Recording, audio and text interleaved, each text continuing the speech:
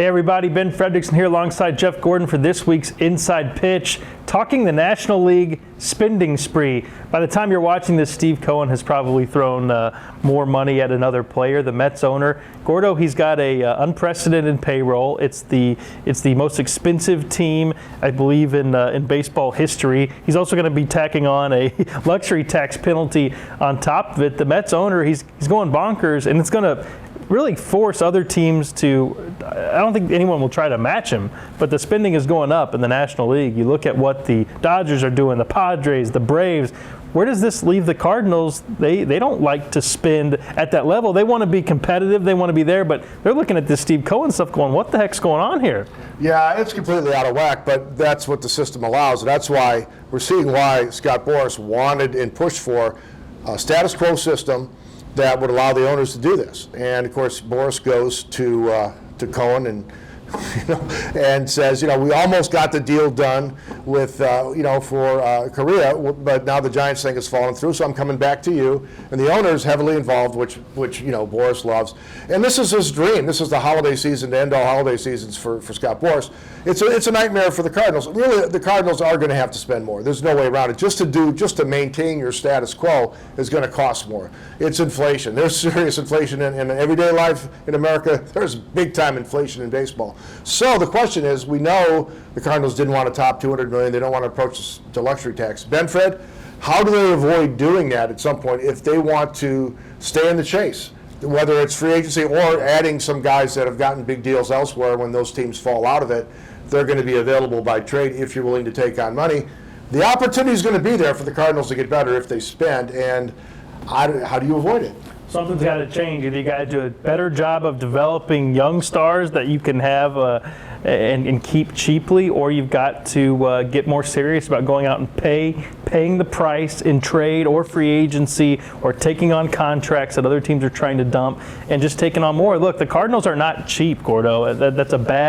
That's bad claim we hear sometimes from fans, but they do have to realize the cost of competing is going up, and I think they're slow to kind of fully understand and embrace this. It's not a storm that's going to pass. This is not one owner in Cohen. This is one owner pushing the envelope and other teams adjusting accordingly. The National League and the way the playoffs have expanded, it is now barely any better to be the third best team in the National League than it is to be a wild card team that gets in. The only benefit is you get to host that series, which the Cardinals did last year, and you saw what can happen. A team with a lower seed but a better roster can come in and beat you, and all of a sudden it's over. You don't get that bye. So for the Cardinals to really, put their money where their mouth is and talk about wanting to go deep in the postseason and end this trend of getting in only to be knocked out, they're going to have to embrace this new reality. Look, if the Cardinals end the season, if they end the off season and enter the upcoming season, all they've done is spend on Wilson Contreras, which I love the signing.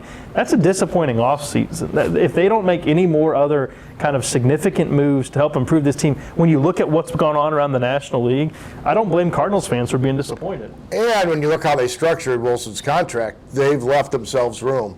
After a great year at the gate, they've left themselves room to spend this year because he took a haircut for this year so they could give the Adam Wainwright farewell tour its proper send-off, right? So they could go get somebody else. I thought the memo was that they got to get a starting pitcher. Now the free agents, all the good ones are gone. Okay, there's no one in there that can help them in free agency. But you can also take on money by acquiring pitchers with bigger contracts, or if you really are resistant to raise the payroll beyond what the target that you set, then you got to trade some of these young players and some of these guys you're excited about to get a proven starting pitcher who can be the kind of guy who can start game one of the postseason. You can't have it both ways. Either you're going to find ways to improve this team, or you can't sit there and say that you're determined about getting beyond that kind of there and gone postseason. And you're right, the prices, they're going up and up and up.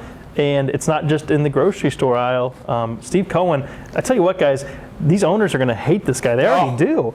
He's vacationing in Hawaii, talking to the New York Post about why it's no big deal to go from his $300 million target for a player to $315. It's just a couple percentage points. Who cares for Steve Cohen? Meanwhile, the guy didn't pass his physical in the Giants. No big deal. Just guarantee him $300 million. It'll all work out. The guy doesn't have polo ponies. He doesn't want to buy another yacht. He just went out and got some more ball players. I mean, it's nice to be rich. When you see some of the art that Steve Cohen has bought, and it's stuff that you go like, I could do that in my garage, and it makes you understand how he's going to spend on this baseball team. These owners, they're not going to like it, but they're going to have to adjust, at least if they don't want to hear about it from their fans. Keep it locked at STLtoday.com for all of your Cardinals coverage. For Jeff Gordon, I'm Ben Frederickson. We'll talk to you next time.